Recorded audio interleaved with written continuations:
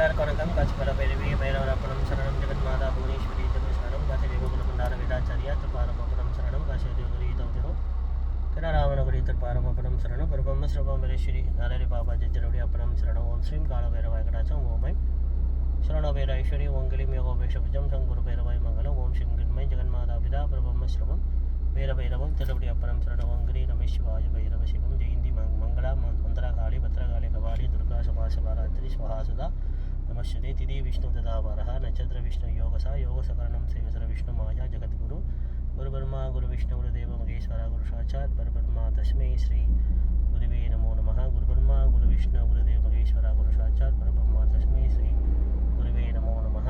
இன்னைக்கு ஸ்ரீ ஜெகன்மாதா யோகமாயா ஸ்ரீ புவனேஸ்வரி தேவி காசிகால பைரவி பைரவருடைய ஆன்மீக தகவல். இன்னைக்கு தேதி 24ஆம் தேதி 7ஆம் மாதம் விஷுவாவசு வருடத்தில் உள்ள முதல் அமாவாசை, அதாவது ஆடி அமாவாசைன்னு சொல்லுவோம். அதாவது தட்சிணாயனம் புண்ணிய காலம் 2 காலம் இருக்குது பஞ்சாங்கத்தில். 12 மாதத்துக்கு ஒரு முறை 6 மாதம் பிரிவாங்க.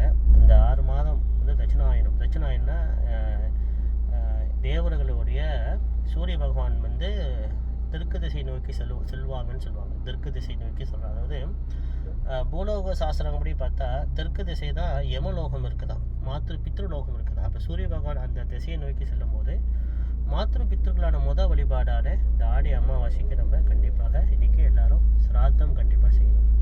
அவங்கவுங்க குடும்ப வழக்கப்படி, அவங்க கோத்திர வழக்கப்படி. சிலர் குருமார்கள்லாம் சொந்தமாக செய்வாங்க, வீட்டுக்கு வெளியே இல்லை வீட்டுக்கு பின்புறம் செய்வாங்க. இந்த பிண்டங்கள்லாம் பிடிச்சி சில பேர் ஹோமங்கள் செய்வாங்க. சில பேர் கோயிலில் போயிட்டு தர்ப்பணம் பண்ணுவாங்க. ரொம்ப சந்தோஷம். கோயிலில் தர்ப்பணம் செய்யறதா கோயில் உள்ளுக்கு செய்யக்கூடாது, கோயிலுக்கு வெளியே தான் செய்யணும். அதுவும் ஆற்றங்கரை ஓரத்தில் செய்வது சால திறந்தது முதல் விசேஷம். ஏன் இந்த ஆற்றங்கரை ஓரத்துக்கு நம்ம ஏன் முக்கியத்துவம் கொடுக்கணும்னு சொன்னால், இப்போ ஒரு கோயிலில் எந்த ஒரு பூஜையும் நடக்கலைன்னு வச்சுக்கலேன், ஒரு வருஷம் நடக்கலைன்னா அந்த கோயிலோட மூலவர் விக்கிரகங்களான அந்த தெய்வங்கள் கொடிமரத்துக்கிட்ட உட்காந்துருப்பாங்க. அப்பயாவது நம்மளை கவனிப்பாங்களா, அப்பயாவது நம்மளுக்கு பூஜை செய்வாங்களா, அப்பயாவது மக்கள் நம்மளுக்கு வேண்டுதல் வைப்பாங்களான்ட்டு அந்த மூலவர் விற்கிற தெய்வங்கள், மூலஸ்தானத்தில் உள்ள தெய்வங்கள் கொடிமரத்தில் உட்காந்துருப்பாங்களாம். அப்பயும் யாரும் போய் அந்த கோயிலை கவனிக்கலை, விளக்கேற்ற பூஜைக்கலை எது செய்யலைன்னா அந்த கொடிமரத்தில் உள்ள தெய்வம் ராஜகோபுரத்தில் போய் உட்காந்துருப்பாங்களாம். அப்பயும் யாரும் எதுவும் கவனிக்கல சொன்னால் அந்த ராஜகோபுரத்தில் உள்ள அந்த தெய்வங்கள் அந்த பக்கத்தில் உள்ள ஆற்றங்கரை ஓரத்தில் போய் உட்காந்துருப்பாங்களாம். ஆற்றங்கரை ஓரத்தில் உள்ள ஒரு மரம் அடிவாரம், இல்லை அரச மரம், வேப்ப மரம், இல்லைன்னா ஆலமரத்தில் தான் அந்த தெய்வங்கள் நம்மளுக்கு எந்த பூஜை நடக்கலையே சொல்லிட்டு தெய்வங்கள் போய் அந்த ஆற்றங்கரை ஓரத்தில் போய் உட்காந்துருப்பாங்களாம். அதே மாதிரி தான் பித்தர்களும். பித்தர்கள் சில பித்தர்கள் அதுதான் பாதை. அது அந்த ஆத்தாங்கரையும் அந்த கடல் நீரமும் அந்த கோயிலுக்கும் அதுதான் சென்டர்னா பூலோகத்துக்கும் தேவலோகத்துக்கும் பூமிக்கும் உள்ள சென்டர்னா அந்த ஆத்தாங்கரை. ஏன்னா அங்கே தான் இரசக்தியும் பித்ரு தேவதைகளும் அங்கே தான் காத்திருப்பாங்க. பித்ருக்கள் வரமாட்டாங்க, ஆனால் பித்ரு தேவதைகள் அங்கே காத்திருப்பாங்க. அதனால அந்த ஆத்தாங்கரை ஓரத்தில் தான் நம்ம இந்த சிராத்தமும். இப்போ ஏன் கரகம் எடுக்கிறாங்க, கிரகங்களே எல்லாரும் எடுக்கிறாங்க, ஒரு நம்பிக்கை. நான் அதை சொன்னேன், யாரையும் குறை சொல்ல மாட்டேன். இது விளக்கங்கள் தெரிஞ்சுக்கங்க. அந்த குல வழக்கப்படி அந்த குடும்பத்துக்காரங்க தான் கரகம் எடுக்கும். கரகம் என்னென்னா கும்பத்தை அந்த ஆத்த ஓரத்தில் வைத்து அந்த அதாவது அந்த தெய்வங்கள் மன விரக்தி அடைஞ்சு ஆற்றங்களில் போய் உட்காந்துருக்காங்களே அவங்களுக்கு முறைப்படி வாமா எனக்கு கோயிலுக்கு வாமான்னு சொல்லி அங்கே பூஜை பண்ணி யாகம் பண்ணி அந்த கும்பத்தை தூக்கிட்டு ஆத்தங்கள்லேருந்து தூக்கிட்டு கோயிலுக்கு கொண்டு வரும்போது அந்த தெய்வங்கள், ஏன்னா யார் ஒருத்தவங்க கோவப்பட்டாலும் வெத்தலை பாக்கு வச்சு வளைச்சா வந்துடுவாங்க தெய்வங்கள். நீங்கள் பாருங்கள், என்னதான் நீ கஷ்டப்பட்டாலும் நல்லா இருந்தாலும் வெத்தலை பாக்க வச்சு நீங்கள் மரியாதை சொல்லி கூப்பிட்டா தெய்வங்கள் ஆகணும். அது வேத சாஸ்திரம் உண்மை விதி கட்டுப்பட்டு ஆகணும், மந்திரத்துக்கு கட்டுப்பட்டு ஆகணும். இப்போ என்னதான் தெய்வங்கள் கோச்சுக்கிட்டோ மன விரக்தி அடைஞ்சோ கவலைப்பட்டோ பிள்ளைங்கள் நம்மளை கவனிக்க மாட்டான்னு சொல்லி கோயிலேருந்து கொடிமரத்தில் உட்காந்து, கொடிமரத்துலேருந்து ராஜகோபுரத்தில் உட்காந்து, ராஜகோபுரத்துலேருந்து ஆத்தங்களை போய் உட்காரும்போது ஏன்னா சில கோயில் இந்தியாவில் பார்த்தீங்கன்னா நம்ம கோயில் பூஜை செய்ய மாட்டாங்க, வருஷத்துக்கு ஒரு முறை தான் கதவே திறப்பாங்க. அப்போ தெய்வங்கள் அந்த உள்ளிக்கே உட்காந்துருக்காரு, அந்த இரசக்தி உள்ளிக்கே இருக்காது, ஆற்றங்கரையில் தான் உட்காந்துருக்கும். அப்போ அந்த ஆற்றங்கரையில் யாகம் பண்ணி அங்கேருந்து அந்த கும்பத்தை எடுத்து பூர்ண கும்பத்தை, மகாலட்சுமி கும்பத்தை எடுத்துட்டு உதகசாந்தி கும்பம்னு சொல்லுவாங்க, அதுக்கு எடுத்துட்டு கோயிலுக்கு கொண்டு வரணும். அதே மாதிரி தான் நம்ம பித்ரு தேவதாக்களும் இந்த ஆத்தங்கரில் தான் இருப்பாங்க. இதுதான் இந்த விளக்கம். ஆனால் இன்றைக்கி பார்த்தா எல்லாரும் கரகம் தூக்கிட்டு வராங்க சுவாமிக்கு. தெய்வங்களுக்கு இல்லை, இந்த உப தேவதைகள் இருக்காங்க பார்த்தீங்களா, காளி மாதா, துர்கா, பிரத்யங்கரா, வாராகி, ரெண்டாவது வந்து பேச்சியம்மன், இப்போ காட்டேரி அம்மன், அப்புறம் இவங்கெல்லாம் வந்து உப தேவதைகள். இப்போ ஆகமங்கள் மொத்தம் 28, ஆகமங்கள் வந்து 240. இந்த 240 உப ஆகமங்களை தான் இந்த உப தேவதைகளை பற்றி எழுதியிருப்பாங்க. இந்த காட்டேரி அம்மன், அப்புறம் பேச்சியம்மன், அப்புறம் முனீஸ்வரன், கருப்பசாமி, ஐயனார், அப்புறம் மாடன் சுவாமி, இதெல்லாம் எழுதியிருப்பாங்க. இந்த தெய்வங்களுக்கெல்லாம் வந்து ஆத்தாங்கரையிலேருந்து கும்பத்தை எடுத்துகிட்டு வருவாங்க. கும்பத்தை அழைச்சிட்டு வருவாங்க, வந்து கோயிலை அமருங்க, நாங்கள் உங்களுக்கு திருவிழா செய்கிறோம், நாங்கள் உங்களுக்கு யாகம் பண்ணுறோம், உங்களுக்கு நாங்கள் வந்து மறுபடி பூஜிக்கிறோம், நீங்கள் எங்களுக்கு நல்ல அருள் புரிய வேண்டும் சொல்லி. ஆனால் இப்போ சமீப காலமாக வந்து சில குருமார்கள் வந்து இந்த முனீஸ்வரன், முனியாண்டி, கருப்பசாமிக்கெல்லாம் வந்து இயந்திரம் இருக்குதான் கேட்டால் இயந்திரம் உண்டு, உபாகமங்களில் உண்டு. சமீப காலமாக வந்து அந்த உபாகமங்களில் வந்து திருவாதிரை ஆதீன மடாதிபதிகள் வந்து மகா மந்திரம், மகா இயந்திரம் பெரிய புக்கு எழுதியிருக்காங்க. அந்த புக்கு வந்து பழைய புக்கில் புது புக்கு பிரிண்ட் பண்ணி போயிருக்காங்க. பழைய புக்கு எல்லாம் இத்து போச்சு. அது நான் என்கிட்ட ஒன்று வச்சுருந்தேன் தாத்தா புக்கு, அதெல்லாம் வந்து ஒரு மாதிரியாக சொக்கலக்கல்ல அப்படியே கொட்டுது. இப்போ மறுபிரிண்ட் பண்ணியிருக்காங்க. அந்த புக்கில் நீங்கள் பார்த்தீங்கன்னா இந்த கருப்பசாமியோட இயந்திரம், காட்டேரியம்மனோட இயந்திரம், மாரியம்மனோட இயந்திரம், பூஜை முறைகள், மூல மந்திரங்கள், அஸ்தோத்திரங்கள் எல்லாம் எழுதியிருக்காங்க. ஆனால் அந்த புக்கை கண்டிப்பாக படிக்கணும். ஏன் நான் படிக்கணும்னு நான் சொல்கிறேன்னா, அந்த புக்கை வாங்கி ஏன் நான் படிக்கணும்னு சொல்கிறேன்னா, அப்போ தான் ஒரு தெய்வங்களுக்கு, உப தேவதைகளுக்கு எப்படி முறைப்படி பூஜிக்கணும், எப்படி முறைப்படி ஹோமங்கள் செய்யணும், எப்படி முறைப்படி அதை விதிப்படணும்னு சொல்லுவாங்க, அதை எப்படி முறைப்படி நம்ம அதை வழிமுறைகள் என்னன்னு தெரியும். இப்போ இந்த இஷ்டப்படி வழக்கப்படி காலங்காலமாக பார்த்தது தான் வந்து அவங்க திருவிழான்னு கொண்டாடுறாங்க.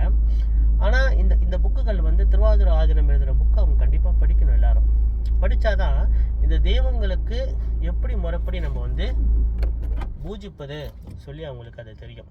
ஏன்னா நம்மளுக்கு ஒரு விஷயம் தெரியல தான் நம்ம தப்பு செய்வோம். ஒரு விஷயம் நம்ம தெரிஞ்சிச்சுன்னா தப்பு செய்ய மாட்டாங்க இல்லையா? அதுதான் நம்மளோட மனிதனோட இயல்பு.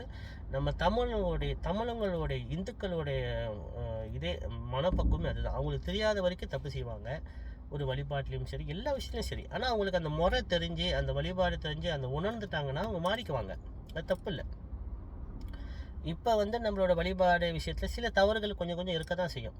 ஆனால் அவங்க அதை உணர்ந்து, அதை அவங்க படித்து, அவங்க உண்மையை உணர்ந்துட்டாங்க, ஈரசக்தியை உணர்ந்துட்டாங்கன்னா கண்டிப்பாக அவங்க வந்து சரியான முறைகள் செய்வாங்க. ஆனால் காட்டேரி அம்மனுக்கும் இயந்திரம் உண்டு, முனீஸ்வரன் ஐயாவுக்கும் இயந்திரம் உண்டு, கருப்பசாமி. ஏன்னா நான் வந்து இந்த முனீஸ்வரன், முனியாண்டி, செங்கலிய மாடு எல்லாம் நான் பைரவரை தான் கும்பிடுவேன். அவங்களாம் 64 பைரவ அம்சம்.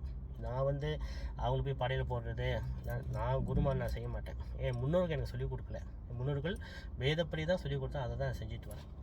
ஆனால் சில பேர் செஞ்சுட்டு போகன்றோம், அது உங்கள் இஷ்டம்.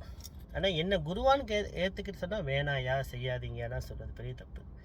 அதாவது அகோரிகிட்ட நான் கேட்டேன் காசியில் இருக்கும்போது, ஐயா தவறாக நினச்சிக்காதீங்க, இது என்னோட கேள்விக்கு அவர் கொடுத்த பதில் நான் சொல்கிறேன், இது தவறாக ஒரு புரிஞ்சிக்க வேணாம். அப்போ நான் சொன்னேன், ஐயா மலேசியாவில் இது என் கூட உள்ள பிரகாஷுக்கு தெரியும், பிரகாஷ் ஐயானா என் கூட காசியில் நானும் அவர் ஒரு அகோரி 3 பேர் தான் ஒரே ரூமில் தங்கியிருந்தோம் ஹோட்டலில். பிரகாஷ் ஐயா என் கூட இருந்தார். ஆனால் தூங்கிட்டார் ரொம்ப சரி. ஆனால் நாங்கள் விடிய ஆன்மீகத்தை பற்றி, அகோரித்தன்மையை பற்றி, நராரி பாபாஜியை பற்றி பேசிக்கிட்டு இருந்தோம், இந்த அகோரிகளை பற்றி. அவரோட அகோரி அவர் சொன்னால், ஐயா இந்த சில பேர் நம்ம தமிழங்க வந்து சில பேர் படையெல்லாம் அப்புறம் கடா வெட்டுறாங்க, கோழி வெட்டுறாங்கன்னு சொல்லி அது தத்துவம் என்னன்னு கேட்கும்போது அவர் சொன்னார், ஐயா இற வழிபாடோட தன்மை என்ன? முத்தி. நம்ம சரிவர பூஜிச்சா நம்மளுக்கு முத்தி கிடைக்கும். நம்ம தவறாக பூஜை பண்ணால், தவறாக கர்மாக்கள் செஞ்சால் நம்மளுக்கு இறப்பு நம்மளுக்கு சுட்டி காட்டும்னு சொன்னார். எப்படின்னு சொன்னால், இப்போ ஒருத்தர் வந்து கூலி விட்டு கடாவடி பூஜை பண்ணுறான்னு வச்சுக்கலேன், அவர் அப்பா அதான் செஞ்சுருப்பார், அதான் பிள்ளை செய்ய போகுது. அவர் தாத்தா அதான் செஞ்சுருப்பார், அவர் மகன் அதான் செய்கிறாரு, மகனுக்கு அடுத்து பேரப்பிள்ளை அதான் செய்ய போகிறான். ஆனால் அவங்களோட இறப்பு எப்படின்னு கவனிங்கன்னாரு. அவங்க இறப்பு வந்து துர்மரணம் அடைஞ்சாங்கன்னா அவங்க வழிபாடு தவறு. கஷ்டப்பட்டோ, வேதனைப்பட்டோ, துன்பப்பட்டோ, நோய்வாய்ப்பட்டோ இறந்தால் அவங்களோட வழிபாடு தவிர அவங்ககிட்ட இறைவன் இன்னும் ஐக்கியமாகன்னு அர்த்தம். இப்போ எடுத்துக்காட்டு ராமானுஜன், அவர் பரமாத்மா மட்டுமே கும்பிட்டார், யாகம், பூஜை, புனஸ்காரம் வேதப்படி செய்தார். அப்போ அவருக்கு பிரம்மசாட்சியம் கோயிலில் இருக்க அப்படி தியானத்தில் கொண்டு அப்படியே கபால வழியாக அப்படியே ஆத்மா பிரிஞ்சு போகுது, ஜீவநாடி. அது எப்படின்னா தனிஞ்சன வாயுன்னு சொல்லுவாங்க. அது வந்து உடம்புலேருந்து அப்படியே கர்ப்பகபாலம் தலையிலேருந்து வெளியாகிறது வந்து பிரம்ம சாட்சியம் முத்தின்னு சொல்லுவாங்க. அப்போ அவரோட பூஜை முறைகள், அவரோட வழிபாடு முறைகள் சரியாக இருந்ததால தானே அவருக்கு பிரம்ம சாஜம். அப்போ அவரோட வழிபாடு நீங்கள் பின்பற்றணும், உனக்கு அதுதான் கிடைக்கும். அப்போ ஒருத்தவங்க செய்கிற வழிபாடு வந்து என்ன, அவங்க மரணத்தை தான் சுட்டி காட்டுமா. அப்படின்னா எனக்கு சொன்ன அகோரிகள் எனக்கு அதை சொன்ன விஷயத்த நான் உங்களுக்கு சொல்கிறேன். அதாவது நம்ம தாத்தா எப்படி உண்டார், அவரோட சாஜியம் எப்படி, அது மரணம் எப்படி இருந்தது, அவர் நல்ல முத்தி பெற்றாரான்னு கவனிக்கணுமா. நம்ம அப்பா வழிபட்டார், அவரோட வழிபாடு முறை சரியாக இருந்தால் அவரோட பிரம்ம சாஜியம், அவரோட மரணம் எப்படின்னு முதல் கவனிக்கணுமா. நீங்கள் பார்த்தீங்கன்னா இப்போ என் குடும்பத்தை எடுத்துக்கிட்டால் எங்கள் தாத்தா வந்து செல்லியா பண்டாரம் சுக்கையில் இருந்தார். கிருஷ்ண கோயிலில் 10 வருஷம், தாப்பா தண்டாதிபதி கோயிலில் வந்து 42 வருஷம் குருக்களாக இருந்தார். அவர் தான் ஜெகநாத சுவாமி ஜீவ சமாதி பண்ணது. அதாவது எப்படின்னா செல்லையா பண்டாரம் சொன்னால் தெரியும். தாப்பா முருகன் கோயில் 42 வருஷம் குருக்களாக இருந்தார். அவரோட இறப்பு வந்து பிரம்மசாஜியம். அதாவது திருவிழா முடிச்சு காட்டில் வரும்போது அப்படியே சாஞ்சார், அப்படியே டிரைவர் மேலே சாஞ்சார், அப்படியே உயிர் போச்சு. அது பிரம்மசாஜியம். அப்போ அவரோட வழிபாடை நாங்கள் பின்பற்றோம். ஆனால் எங்கள் அம்மா வந்து தூமரணம் நோய் வழிபட்டு தான் இருந்தாங்க. ஆனால் எங்கள் அம்மா வந்து குருக்கள் இல்லை. ஆனால் அவங்க இந்த பூஜை புனஸ்காரங்கள் ஓரளவு செஞ்சாங்க. ஆனால் அவங்களுக்கு வந்து யாகங்கள் செய்ய முடியல பைரவருக்கு அந்த அந்த அந்த காலத்தில் சூழ்நிலை. அப்போ எங்கள் தாத்தாவோட வழிபாடை நான் பின்பற்றேன். வேதங்கள் சொன்னது, பரிகாரங்கள், அவர் செஞ்ச பூஜைகள், பைரவ வழிபாடு. மக்களுக்கு அப்போல்லாம் வந்து கம்யூனிகேஷன் இல்லாத காலத்தில் வந்து அவர் வாய் மூலியமாக தான் பைரவ வழிபாடு சொல்லி கொடுத்தாரு. ஆனால் நான் வந்து இந்த டிக்டாக்கு, இந்த ஃபேஸ்புக்கு இதெல்லாம் ரொம்ப நான் நன்றி சொல்லணும். ஃபேஸ்புக் இருந்ததால தான் இன்றைக்கி நான் இவ்வளோ பேர்த்துக்கு நான் இந்த சிராத்தம், இந்த சமணிகரணம், இந்த பூஜை முறைகள், புவனேஸ்வர் பைரவ வழிபாடு சொல்லி கொடுத்தேன். இன்றைக்கி எல்லோரும் கற்றுக்கிட்டாங்க. நல்லா ஆரம்பத்தில் எல்லாரும் நல்லா கற்றுக்கிட்டு இப்போ நல்லா இருக்காங்க. ரொம்ப அது டிக்டாக்கு நன்றி சொல்லணும். ஏன்னா டிக்டாக் இருந்தனால தான் இன்றைக்கி இவ்வளோ விஷயம் நான் உங்களுக்கு விளக்குறேன். அதே மாதிரி அந்த அகோரி என்ன சொன்னாங்கன்னா, ஒருத்தருடைய வழிபாடு நல்ல வழிபாடா கெட்ட வழிபாடா எப்படி கண்டுபிடிக்கணும், அவரோட மரணம், அவருடைய மரணம் தான் சுட்டி காட்டுமா. அவர் மரணம் இதே வந்து கடாவட்டி பூஜை பண்ணி வழிபாடு பண்ணி அவங்க படையல் போட்டு அவங்க வந்து பிரம்மசாஜி தியானத்துலேயே அவங்க பிரம்மசாஜி அடைஞ்சாங்கன்னா அந்த வழிபாடு நீ ஏற்றுக்கோ, அந்த குடும்பம் அதை ஏற்றுக்கிட்டோம். அவங்க வழிபாடு சரியில்லைன்னு சொன்னால் அதை ஏற்றுக்க வேணாம். இப்போ அப்புறம் அகோரி சொன்னால் அப்போ அகோரி மார்க்கத்தில் உள்ளவங்களாம் வந்து அவங்க குடும்பம் வந்து பிரம்மசாஜி அப்படியே ஜீவசமாதி அடைஞ்சிருக்காங்க. அப்படியே தியானத்திலே அப்படியே அழியாத உடல் அழியாத ஒரு தேகத்தை ஏற்பட்டுருக்காங்க. அப்போ அந்த அகோரி மார்க்கத்தை குரு மூலிமா பரம்பரையாக அவங்க கடைப்பிடிக்கிறாங்க. இப்போ நான் ஏன் கடைப்பிடிக்கிறேன், எங்கள் தாத்தா வந்து பிரம்மசாஜியம் நல்லபடியாக அப்படியே ஜீவசமாதி அடைஞ்சார். உடம்பு வந்து அறுவலை அப்படியே உட்காந்து அவரை உட்கார வச்சு குருக்கள் எல்லா குருக்கள் வந்து யாகம் பண்ணி அவரை அபிஷேகம் பண்ணி மறுபடியும் நாங்கள் உட்கார வச்சு புதைச்சி மேலே லிங்கம் வச்சுருக்கோம் சுடுகாட்டில். அதாவது ருத்ரபூமியில். சுடுகாட்டுக்கு இன்னொரு பேர் ருத்ரபூமி. ஈசன் இருக்கிற இடம் ருத்ரபூமி. இதுதான் இது வந்து என்னோட கருத்து தான் தவிர உங்கள் கருத்தை நான் வந்து உங்களோட வழிபாடு நான் எப்பயும் தவறாக சொல்ல மாட்டேன். நீங்கள் சந்தோஷமாக உங்கள் மனசுக்கு உங்கள் அப்பா அம்மா என்ன சொல்லி கொடுத்தா அதை நீங்கள் செய்யுங்க. ஆனால் இது ஒரு கேள்வி ஞானம். நான் பெற்ற கேள்வி ஞானத்தை உங்களுக்கு சொல்கிறேன். இப்போ வந்து பாருங்கள், இன்றைக்கி வந்து அமாவாசை. கண்டிப்பாக வந்து நம்ம தர்ப்பணம் அப்பா அம்மாவுக்கு தான் செய்யணும். எல்லோரும் போய் செஞ்சுருப்போம். ரெண்டாவது உங்களோட குரு. என்னோடய குரு யார் சொன்னால் இடையில வந்து சந்திரசேகர் குருக்கள் இறந்தார், சாஜியம் அடைந்தார். அவரும் கொஞ்சம் கஷ்டப்பட்டு தான் இருந்தார். ஆனால் அவர் செஞ்ச தொண்டு எங்களை மறக்க முடியல. அவர் எங்களுக்கு எல்லா 2014 எல்லா ஹோமத்தையும் எங்களுக்கு இருந்துச்சு. அப்போ அவரோட ஆத்மா சாந்தி எங்களோட பிரார்த்தனை பைரவ கண்டிப்பாக நாங்கள் ஒரு பிரார்த்தனை வைப்போம். அதுவே என் குரூப்பில் வந்து ரொம்ப பேர் வந்து எங்களுக்கு பைரவ தொண்டு செஞ்சாங்க. நம்ம பிணைங்களை உள்ள ஜெயந்தி அம்மா, சூர்யா அங்கல் ஐயாவோட பத்தினி மனைவி, அவங்க பேர் சுசிலா அம்மா. அப்புறம் நம்ம பானுலட்சுமியோட அண்ணன் பேர் நல்ல பேர் கார்த்திகேயன். அப்புறம் இன்னும் 2 லோயர் அம்மாவோடைய அம்மா பேர் தெரியல எனக்கு. அவங்க ஆத்மா சாத்தியம்ட்டு எல்லாம் நான் கண்டிப்பாக ஒரு பிரார்த்தனை கண்டிப்பாக. இப்போ ஏன்னா அவங்க எங்களுக்கு வந்து நிறைய துண்டுகள், நிறைய பூஜைகள், எங்களுக்கு மன உருகி மன நம்பிக்கையோடு எங்கள் கூட இருந்து எல்லா வழிபாடும் செஞ்சாங்க. அவங்க ஆத்மா கண்டிப்பாக சாந்தி அடையும்.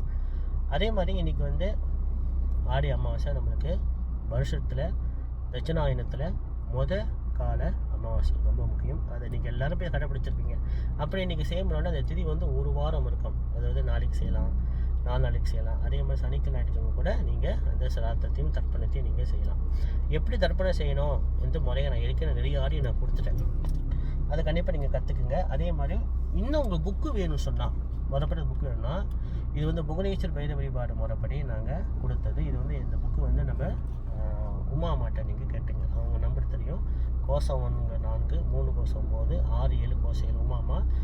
கேரளில் வந்து கோத்தா டாமாசாராவில் இருக்காங்க. அவங்களுக்கு கால் பண்ணி நீங்கள் குரு தட்சணை போட்டிங்கன்னா அந்த புக்கை உங்களுக்கு அனுப்பியிருப்பாங்க. நான் வந்து பிஸ்னஸ் பண்ண மாட்டேன். ஏன்னா இது வந்து என்னோடய தர்ம காரியம்.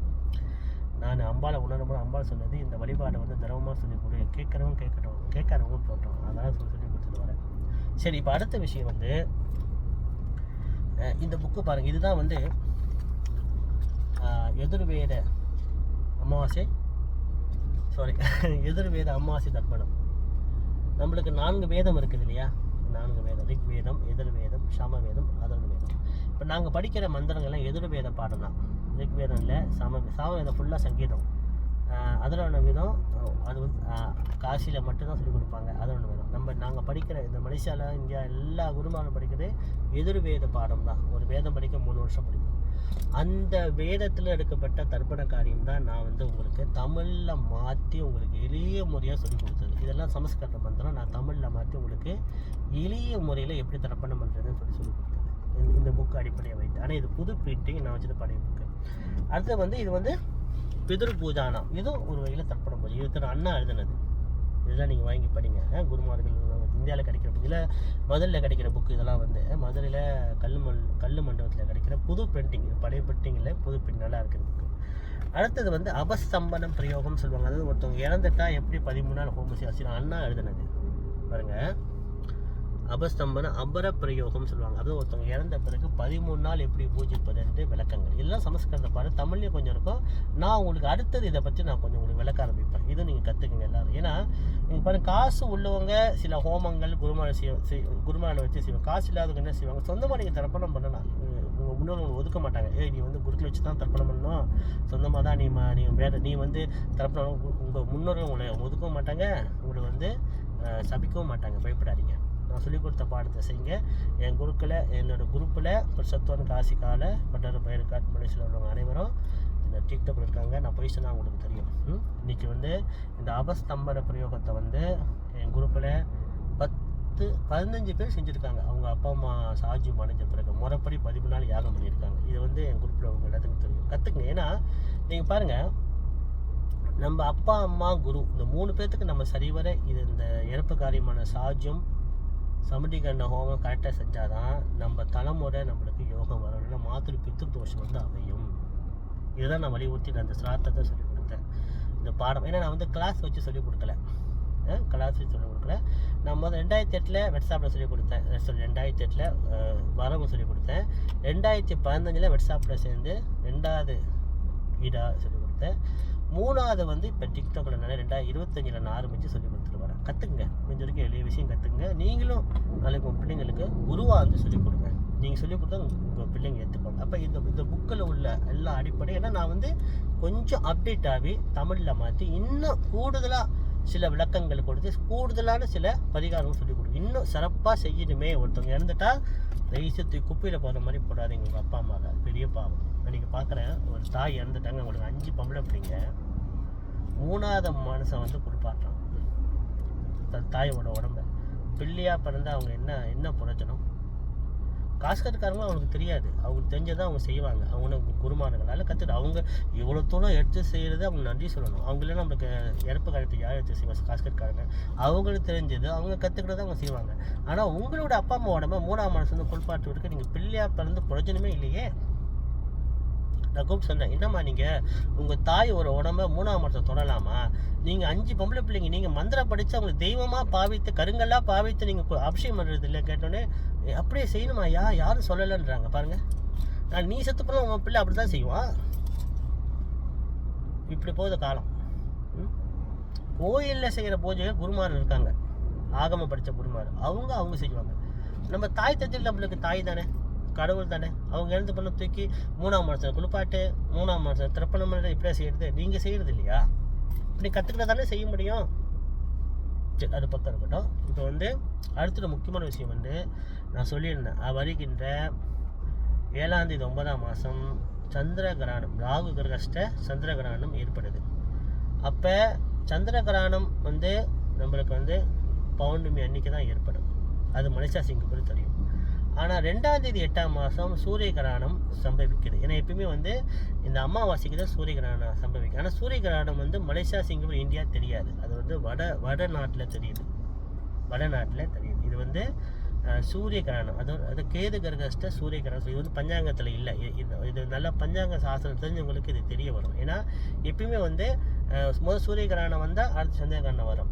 அப்போ சந்திர கிரகணம் வந்தால் கண்டிப்பாக சூரிய கிரகணம். இந்த 5 நாள் வித்தியாசத்தை வரும், எப்படி இருந்தாலும் வரும். இப்போ வந்து 2ஆம் தேதி 8ஆம் மாதம் சூரிய கிரகணம் மலேசியா சிங்கப்பூர். ஆனால் பூலோகத்தில் அந்த வட நாட்டு தேசத்தை பிடிக்குது. எப்படி அமெரிக்கா, USA, கனடா இவங்க வந்து அந்த சூரிய கிரகணம் காலையில் மலேசியா நேரப்படி பார்த்தா அவங்களுக்கு வேறு டைம் வரும். நம்மளுக்கு வந்து 2ஆம் தேதி 8ஆம் மாதம் கரெக்டாக வந்து ஒரு 12 மணி 2 மணி வரைக்கும் பிடிக்கும். அப்போ வந்து கர்ப்பசிரிகள் அன்றைக்கி முடிஞ்ச வரை வெளியே செல்ல வேணாம்.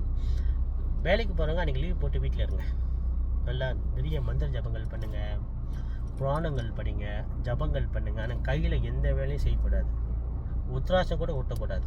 அப்படியே உட்காந்து ஒன்றும் இல்லை, ஒன்றும் செய்ய முடியல, எனக்கு எதுவும் தெரியல, பட்டு தூக்குங்க. ஏன் சொல்கிறேன்னா அந்த வயிற்றில் உள்ள குழந்தைங்களுக்கு அது பாதகம் பண்ணும். ரொம்ப ரொம்ப முக்கியம். ஆனால் இதை வந்து மாந்திரிக சாஸ்திரத்தில் உள்ளவங்க எப்படி பயன்படுத்துவாங்கன்னா நல்லதும் உண்டு கெட்டதும் உண்டு. கர்ப்பஸ்ரீகள் கவனமாக இருக்கணும். ஏதாவது சேட்டைகள் பண்ணுறது கை வேலை செஞ்சால் பிள்ளைக்கு பாதகம் பண்ணணும். ஆனால் மாந்திரிக சாஸ்திரத்தில் படித்தவங்க என்ன செய்யணும்னா அன்னைக்கு ஒரு மந்திரத்தை நீங்கள் சொன்னால் 100 வாட்டி சொன்னீங்கன்னா ஒரே நாள் சித்தி பெறும். ஒரே நாள் அந்த மந்திரக்கு உயிர் பெறும். இது அற்புதமான சக்தி உண்டு. அப்போ இந்த ராகு கிரகஸ்த சூரிய கிரகம் 2ஆம் தேதி 8ஆம் மாதம் மக நட்சத்திரம் அன்னைக்கு சிம்ம ராசியில் உட்காருது. சிம்ம ராசிக்காரவங்க இதை நல்லா பயன்படுத்திங்க. அன்றைக்கி வேலைக்கு கூட போகாமல் வீட்டில் உட்காந்து மகாலட்சுமி மகா மந்திரமோ இல்லை மகாலட்சுமியோட காயத்ரி மந்திரமோ புவனேஸ்வரி அம்பாவோட காயத்ரி மந்திரமோ சொரண பைரவரோட காயத்ரி மந்திரமோ அது 108 வாட்டி சொல்லுங்கள். உங்களுக்கு அடுத்த 15 நாளுக்குள்ளே கண்டிப்பாக ஒரு யோகம் வரும். ஏன்னா இந்த கிரகண நேரத்தை வந்து நல்லா பயன்படுத்திக்கணும். அதான் சொன்னேன், இடவர் வந்து நம்மளுக்கு எந்த ஒரு கெட்ட நேரத்தை உண்டாக்கலை, நல்ல நேரத்தை உண்டாக்கலை. எந்தெந்த நம்ம எதுக்கு பயன்படுத்தணும் நம்ம தெரிஞ்சுக்கணும். அப்போ 2ஆம் தேதி 8ஆம் மாதம் வர சூரிய கிரகணத்தை மலேசியா சிங்கப்பூர் தெரியாது. ஆனால் பூலோகத்தை பிடிப்பதால் நம்மளுக்கு தாக்கத்தில் கண்டிப்பாக இருக்கும். அப்போ அந்த நேரத்தை நான் நல்லா பயன்படுத்திக்கணும். முடிஞ்சால் இப்போ இந்த வந்து தர்ப்பண காரியத்தை சூரிய கிரகணம் வந்து ஆரம்பிப்பது முன்னுக்கே செஞ்சு பிடிக்கணும். சந்திர கிரகணம் இருந்தால் சந்திர கிரகணம் முடிஞ்ச பின் தர்ப்பண காரியத்தை செய்யணுன்ட்டு சாஸ்திரங்கள் சொல்லுது. அது தர்ப்பணங்கள் கற்றுக்கிட்டவங்க, சிராத்தம் கற்றுக்கிட்டவங்க, பிண்டம் பிடிச்சி கற்றுக்கவங்க தயவுசெய்து எங்களோட முறைப்படி புவனேஸ்வரி பைரவ முறைப்படி தெரிஞ்சவங்க செய்யுங்க. ஆனால் இந்த 2ஆம் தேதி 8ஆம் மாதம் சூரிய கிரகணத்தை நல்லா இது பயன்படுத்திங்க. அன்றைக்கி வந்து மகாலட்சுமி மகா மந்திரத்தை 108 வாட்டி சொல்லுங்கள். ஏன் 1008 வாட்டி சொல்லுங்கள், எங்கேயோ போயிடும். இறைவன் எப்படி இருந்தாலும் உங்களுக்கு போனஸோட பலன் கொடுப்பார்.